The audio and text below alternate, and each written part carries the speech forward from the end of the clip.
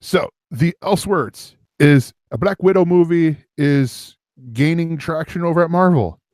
We joked about it last week with Red Sparrow, and we were talking about this before the show, that Jack Schaeffer is writing the script, and she's an up-and-coming writer who broke out with her Blacklist script, and this is not the TV show Blacklist, this is the Hollywood list of movies that are, or scripts that are really good but haven't been made into movies, for a script called The Shower, which is a comedy about an alien invasion during a baby shower, and it caught the eye of Anne Hathaway. She's the writer of the upcoming movie Nasty Women, that is a remake of Dirty Rotten Scoundrels. Oh yeah, but gender bent, which I'm sure the internet is just gonna love that they took a beloved movie that started two dudes and then put two women in the roles. But I was trying to figure out, because I don't know her work. She is, unfortunately, probably right now most well known for being the screenwriter for Olaf's Frozen Adventure, which is the Frozen short, and by short I mean way too fucking long, movie that they put in front of the recent Pixar movie Coco, that all the kids screamed and got pissed off about, because they were there to see one movie and this other thing started up and wouldn't shut up for 25 minutes. And so Disney had to apologize and remove it from the fucking front of the film. Not her fault. It's not a comment on the quality of the movie. It's just kids got a goddamn short attention span. Don't give them a half hour before it starts to what they actually came there to see. That's dumb shit. Kids have to pee. All that said, so she's been announced as putting together a story for a Black Widow movie. It's not greenlit. It's not a sure thing. It is what I like to call vaporware in the superhero film universe, until it's not. But it's a step. It's a step in the right direction. Now, this says a couple of things. One is fucking finally, Marvel. But two is that means that we can get a Black Widow movie potentially after Avengers 3 and 4. Yeah. Which is kind of a statement in and of itself of, now it could be a prequel. It could be something that happens inside of those stories. It could be something before Captain Marvel, we know, is going to take us into the past. I've heard rumor that Avengers 3 and 4 may actually be in some ways a time travel movie. I don't know how true that is. I think there's a lot of people like us who speculate on this stuff and just kind of throw shit on the internet and see what happens.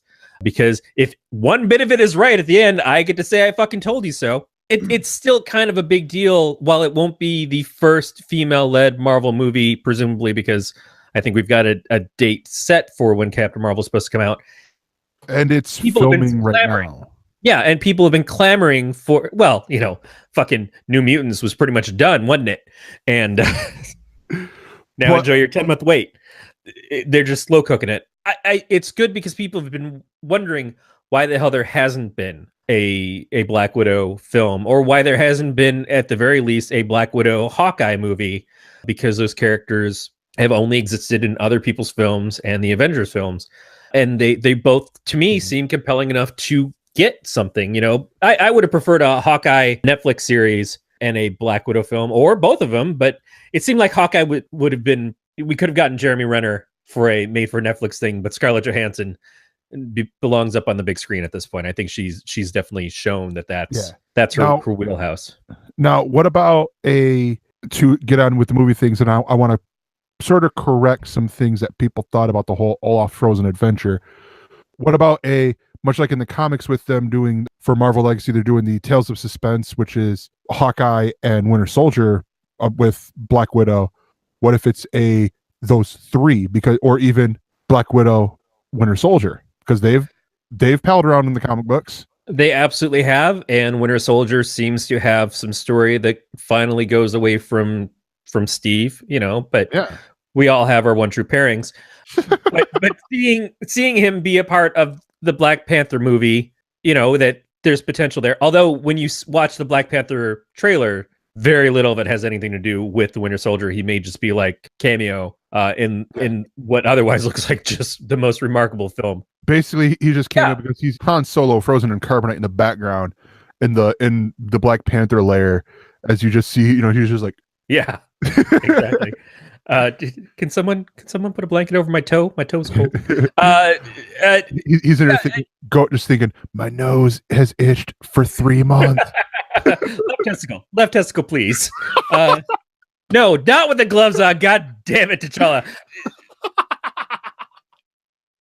Yeah, and in the comics, they had a really good relationship between her and the Winter Soldier / Bucky when he was Cap for a period of time. Yeah. They really played with that, and they kind of sidestepped that in the movies because she had a history of being attacked by him before, but she doesn't at least let on that she has any interpersonal relationship with them. She treats it like, oh, we don't know who he is.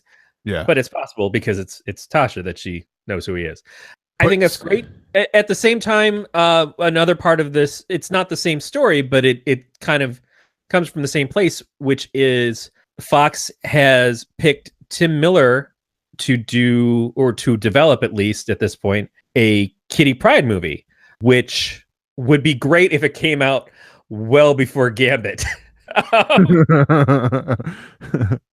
Yeah. And this would be Fox's first female lead superhero film between their X-Men movies and their Fantastic Four movies, which don't count because who watches those?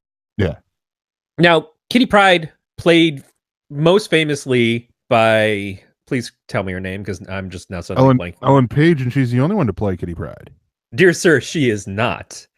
Kitty Pryde has been played by 3 different actresses. Because Kitty Pryde has a cameo in the first X-Men movie. She phases through the door in Xavier's office. Then she's played by another actress, a younger actress, in the second movie where she phases through the bed when Stryker's team comes into the X-Mansion to start pulling everybody out. And then they bring Ellen Page in to actually give her legitimate gravitas in the role in The Last Stand, or what I like to call the worst movie. Although Age of Apocalypse is bad. And then they completely change what the character is when they bring Ellen Page back for Days of Future Past. Anyways, I don't imagine at this point that Ellen Page is coming back to play the character. It's probably going to be a everything that you know about it. We fucked up all of our continuity. It doesn't matter. A lot of people are saying because when Kitty Pryde was introduced in the X-Men comics, she was 13 years old. Wouldn't it be great to get Millie Bobby Brown to play her? I think that she could be excellent in it. I have to wonder what the movie is, especially because we're looking at the potential for a spinoff of Logan with X-23, who is around that age range herself, or would be if that movie ever gets announced. Is this their version of what the expectation of Joss doing Batgirl is?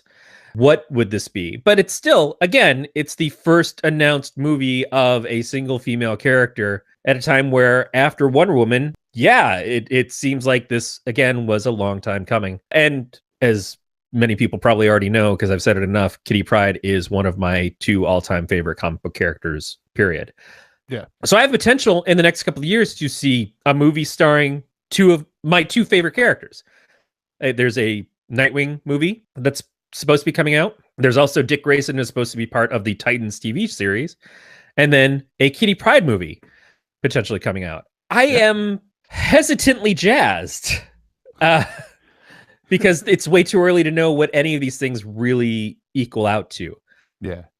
But also with Kitty Pryde, we could have a spin out or spin in with the New Mutants films, because when New Mutants were introduced, it was age appropriate for Kitty Pryde to go and be a part of the New Mutants. And that was the first thing that happened, is once the X-Men all came back to Earth and they met up with Xavier, Xavier's like, hey, Kitty Pryde, you're off the X-Men team. You're going over to New Mutants now. And it was the famous shot of you open up the page and Paul Smith had drawn Kitty Pryde pointing at the viewer and saying, Professor Xavier is a jerk, which is like one of those things that's just beat into my head from being a kid. And she didn't. She kept calling them X-Babies.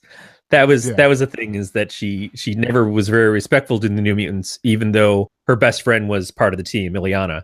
So I really want this to happen, but I want it to happen the right way, and I can't say what I think the right way is. I just want it to be a good movie, and Fox and their stuff has been more miss for me than hit. Even the stuff that I like, I kind of don't want to watch anymore because the X-Men films themselves just got so fucked up along the way that I can't retain any interest in it. Mm-hmm. So other than Deadpool and what the potential is for New Mutants, like I didn't love Logan. I appreciated Logan. I thought it was a quality film. It didn't really interest me, but Wolverine has never really interested me that much anyways. But I can see that there's a quality step up in that from what Singer has been doing, but it's just, oh man, it could be great. It could be great. And Tim Miller doing it gives me a little bit more hope. I need to kind of know why. Why did he choose Kitty Pryde? Why is this a project that he thinks he wants to do? What is his vision for the character? What is the story that he's going to put the character in? What is her relationship to the X-Men at this point? What year does it happen in? Because all the history is way fucked. Does it have anything to do with New Mutants or not? Who knows? Yeah. So real quick before we wrap up, I want to but clarify some things with the Olaf Rosen adventure. To go back to the first story. You're really hooked on Olaf, aren't you? No, because people think that because they clamored about the fact that they were doing this, that Disney pulled it. It did its run. It was only going to be like the first 2 weeks for Coco, then be pulled to later be broadcast on television. Which it was. Christmas, which it was. And I remember trying to watch it and going, I don't know what the fuck is happening. Yeah. I've never seen Frozen, though. Yeah, that's probably going to be part of the reason why.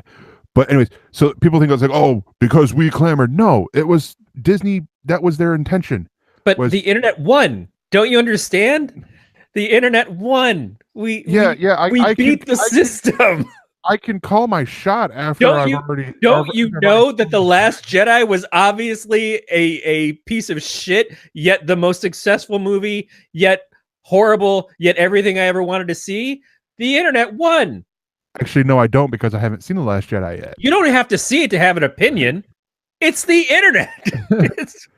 It's why we're here. Corey, do me a favor. Lift up your right arm. Does it say bicep on it? Like the GoDaddy commercials? I don't know the GoDaddy commercials. It's the commercials for GoDaddy. They have this guy who goes, "I'm the internet," and he's like supposed to be the internet personified. Like he has tattoos. Like one on one of his arms it says bicep. I think on the other arm it has the shrugging. Oops. Yeah. Okay. And stuff like that. And he's just like he's driving one of the commercials. He's driving on in his car with "Never Gonna Give You Up." Oh, he's a human meme. Yeah. No, he's the internet. Okay. But yeah, I say all that just to say, like with both of these, I am excited to see them when they come out. I mean, you're hitting a lot of things with the Kitty Pryde movie that do go on in my head, but I'm like also ever the optimist where I'm like, just make it good. I don't really care when it takes place. Just make a good movie. Because Kitty Pryde is one of my favorite characters as well. And the thing is that as much as I love Kitty Pryde, she's always been successful as part of a team, or part of a team up. The Kitty Pryde and Wolverine miniseries from the 80s, I've not seen her character do a lot of stuff on her own. I don't know what stories they would pull from to tell a quote unquote Kitty Pryde movie versus an X-Men movie where Kitty Pryde is a part of that, or an Excalibur movie where Kitty Pryde is a part of that. That's the thing is, I love the character, but some characters are better as a group because they complement each other. And if you have Kitty Pryde and you just give her an arbitrary team of mutants, then why isn't it Excalibur? Or why isn't it X-Men? Or why isn't it X-Babies or whatever else? Yeah. And the other thing I would say that I would add as a hope is because of the whole Fox Disney deal, that whatever they do with this, it is left open enough to where if Marvel wanted, they could pull out that actress, Tim Miller, the writers, whoever, and bring them into the Marvel Cinematic Universe. At this point in time, it's worth thinking about how do we integrate as opposed to keep creating separate, or maybe they keep it separate. The long game of the X-Men and the Marvel Universe together, we already know that the Marvel Universe itself is going to have to reshape. It's going to have to change because some of the actors are not going to be around going forward. It's not 100% that, but it's very assumed that because it's been a long time that they've been playing these characters. And so they're introducing new things in the Marvel Cinematic Universe. At some point, sure, we can do stuff with this to have them all meet up, but that doesn't need to be soon. And if they just say, let's make some quality X-Men movies first and do it our way, but still let it be its own thing. Once you introduce mutants into the Marvel Universe, it's hard to not have mutants be in everything. And what they did in having Quicksilver and Scarlet Witch introduced is they were unique. There weren't 100 other ones. In doing Agents of S.H.I.E.L.D. and introducing Inhumans in that, it's like the Inhumans, for worse, not better, were the mutants for the Marvel Cinematic Universe, but the films don't want to deal with that shit because it causes there to be way too many capes, and we've already seen a giant run of all of them coming at the screen in the Avengers 4 preview or Avengers 3 preview, and two, it's just like you can't go down the street without bumping into some Inhuman somewhere. That's a hard thing to sell. It takes the specialness away. So Inhumans and mutants and all the other kinds of superheroes it becomes too much. So I don't know what the long-term goal of having all those things crossover is. It's like having the Avengers meet the Justice League. It's like, it's all cool in that one story, in that one context, but you can't have it be like, oh yeah, we're in New York all the time. I don't know how we've never run into each other, Superman. You're absolutely right, Captain America. It seems kind of far-fetched and stupid. You know, you enjoy the suspension of disbelief once, but the rest of the time you can't just be like, oh, or like in the Marvel Universe when they put the Heroes Reborn Earth on the opposite side of the sun. So like the two Earths are just spinning around, they never see each other. And they both got their own moons and everything, and it's just like, no, that's fucking stupid. That is just way fucking stupid. Nobody's buying into that shit. But I do agree. It would be nice. It would be nice to have them be able to interact. I know that Sebastian Stan is pushing really hard to get Wolverine into a Marvel property at some point so they can meet up and everything because he's friends with Hugh Jackman. Perfect world. It would have always been that way at this point in time, 15 years in. So I'm going to say something pretty controversial on that part right there. Hugh Jackman's come out and said he's done playing Logan. He's done playing Wolverine. I sort of don't want to see him come back as Wolverine. Yeah, but he always said that he would play him again if he could play him with the rest of the Avengers.